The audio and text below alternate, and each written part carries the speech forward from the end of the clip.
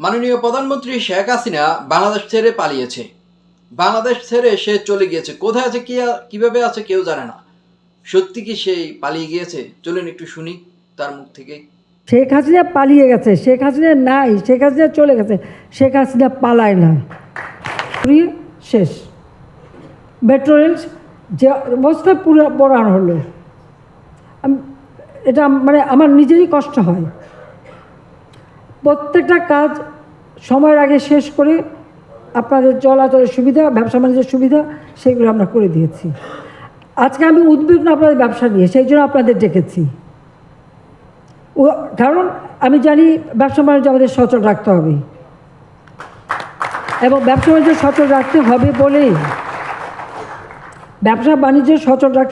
হবে বলেই কিন্তু আমি আপনাদেরকে ডেকেছি। কারণ এখানে আপনাদেরও সহযোগিতা দরকার, কারণ আপনাদের সহযোগিতা ছাড়া তো হবে না। আর যে ক্ষতিগুলি হয়েছে এবং কারা করলো, এটা কোনো রাগ ডাক ব্যাপার না।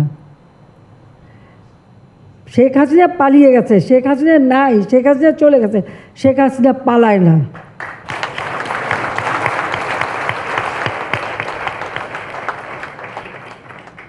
পঁচাত্তর সালের পর 6টা বছর আসতে পারিনি, কিন্তু যখনই সুযোগ পেয়েছি ওই খুনি, যুদ্ধাপরাধী, আমি জানি আমি যখন আমার বাপ মা ভাই বোন সব মারছে, আমাকে মারতে পারে, আমি পরোয়া করি নাই। 2007 সালে আমার বিরুদ্ধে মার্ডার কেস দিচ্ছে, ওয়ারেন্ট ইস্যু করেছে। যখন আমি বলছি আমি আসবো, আসতে বাধা দিয়েছে, সমস্ত এয়ারলাইন্সকে বলে দিচ্ছে আমি যেন দেশে ফিরতে না আসি। আমি দেশে ফিরবই, আমি ফিরে আসছি।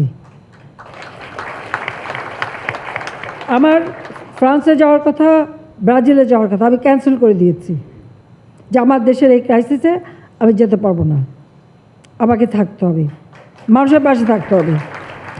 আপনাদেরকে এই জন্যই আমি ডাকছি, যে আপনাদের ভিতরের জন্য কোনো হতাশা না আসে, আমার দিক থেকে সব রকম সহযোগিতা আপনারা পাবেন। প্রিয় দর্শক, এখন তো বুঝতে পারছেন মাননীয় প্রধানমন্ত্রী শেখ হাসিনা বাংলাদেশ ছেড়ে পালিয়েছে কিনা, নাকি সে দেশে আছেন। না, সে দেশের মধ্যে আছেন। সে স্পেন এবং ব্রাজিলে যাওয়া সফর ছিল, সেটি সে ক্যান্সেল করেছেন। কারণ সে বলতেছে যে এই ক্লান্তি লগ্নে, এই মুহূর্তে বাংলাদেশ থেকে সে যাবে না। আর বাংলাদেশে এখন কেমন পরিস্থিতি সেটা আপনাদেরকে যদি একটু বলি। বাংলাদেশে এখন কারফিউ চলছে। ইন্টারনেট সংযোগ কিছু কিছু জায়গায় সংযোগ এসেছে, কিছু কিছু জায়গায় চালু হয়েছে, সব জায়গায় কিন্তু এখনো সম্পূর্ণভাবে চালু হয়নি। হয়তো 2-3 দিনের মধ্যে সুন্দরভাবে আপনারা পরিবারের সাথে যারা প্রবাসে আছেন কথা বলতে পারবেন, নেটওয়ার্ক ক্লিয়ার হয়ে যাবে। অফিস আদালত কিন্তু ইতিমধ্যে খুলে দেওয়া হয়েছে। বুধবার এবং বৃহস্পতিবারে অফিস আদালত খোলা থাকবে। বেলা 10টা থেকে 5টা পর্যন্ত কারফিউ শিথিল করা হয়েছে, কিন্তু সেনাবাহিনী থাকবে, সেনাবাহিনী ট্রল দিবেন। কারফিউ শুক্রবার পর্যন্ত বাড়ানো হয়েছে। সারা বাংলাদেশে এখন দরপাকার চলছে। ঢাকা শহরের ভিতরে 1000-এর বেশি মানুষকে আটক করেছে পুলিশ। এর মধ্যে সবচেয়ে বিএনপি নেতা কর্মীর বেশি। এর আগে কোটা সংস্কার আন্দোলনের হাইকোর্টের রায় বাতিল করে সুপ্রিম কোর্টে একটি প্রজ্ঞা জারি করেছেন, যেটা সরকারকে বলছে যে সরকার যেন অতি দ্রুত সেটি প্রজ্ঞাপন জারি করে। গত মঙ্গলবারে প্রধানমন্ত্রী শেখ হাসিনা প্রজ্ঞাপন জারি করেন এবং কি সেটির মধ্যে স্বাক্ষর করেন, কিন্তু এটি সাধুবাদ হিসাবে গ্রহণ করেছেন কোটা সংস্কারের সমন্বয়কেরা।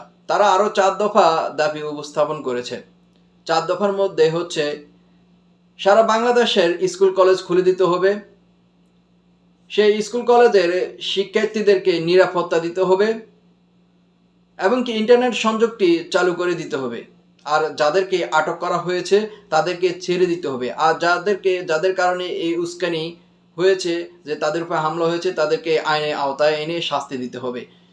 তারা 4 দফা দাবি উত্থাপন করেছেন। এই 4 দফা দাবি যতক্ষণ পর্যন্ত সরকার কোনো পদক্ষেপ না নেবে, তারা আন্দোলন চালিয়ে যাওয়ার হুঁশিয়ারি দিয়েছেন।